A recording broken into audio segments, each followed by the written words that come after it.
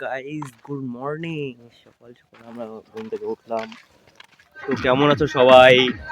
আশা করি সবাই ভালোই আছো। তাহলে আমার অনেক সাউন্ড হচ্ছে কারণ আমার বাড়ির পাশে কালকে অনেকে পিকনিক খেয়েছে। আমি কালকে বাড়িতে ছিলাম না, তাই দেখি পিকনিক খাইতে পারি না। এইসব বাদ দাও, আজকে আমার কাজ আছে গাড়িতে। তো দেখতে থাকো আমরা গাড়িটা কিভাবে ডাঙায় যাচ্ছি গাড়ি আনতে। কি হল গাড়ি? আমার ড্রাইভার কাকু অনেকক্ষণ থেকে ইচ্ছে করতেছে, গাড়ি স্টার্ট নিচ্ছে না। আমি আসলাম, অনেকক্ষণ ইচ্ছে করলাম, গাড়ি স্টার্ট নিচ্ছে না। তারপরে ভাই তো বললো আসে গাড়ি ঠেল। তারপরে সত্যি গাড়ি লাস্টে ঠেলে স্টার্ট দিতে হলো।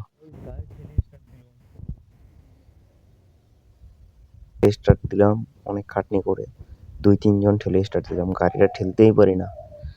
কত ইচ্ছে করে স্টার্ট দিলাম। এবার গাড়ি সেট আপ করবো, বাইরের চাষা ঠাকুরের কাছে এটা লাগালাম। এবার আমার গাড়ি নিয়ে বেরিয়ে পড়লাম রাস্তাতে। তো আমরা গাড়ি অলরেডি নিয়ে এসে গাড়িতে লাগিয়ে দিলাম। এবার আমরা গাড়িতে চড়তেছি। কিভাবে ডাঙায় দেখো।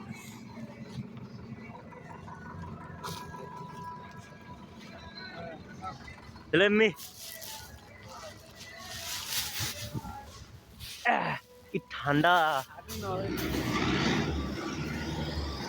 গাড়ি হলো নিচে, দেখো কিভাবে ডাঙাই। তো আমার ড্রাইভার কাকু গাড়ি স্টার্ট দিয়ে দিল। এবার আমার খালি আটি দেওয়ার পালা।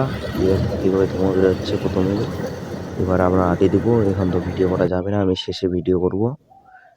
কাকু আমাকে সেই গালি দিল। এখন আমাদের ধান ভাঙা শেষ হয়ে গেল গাইস।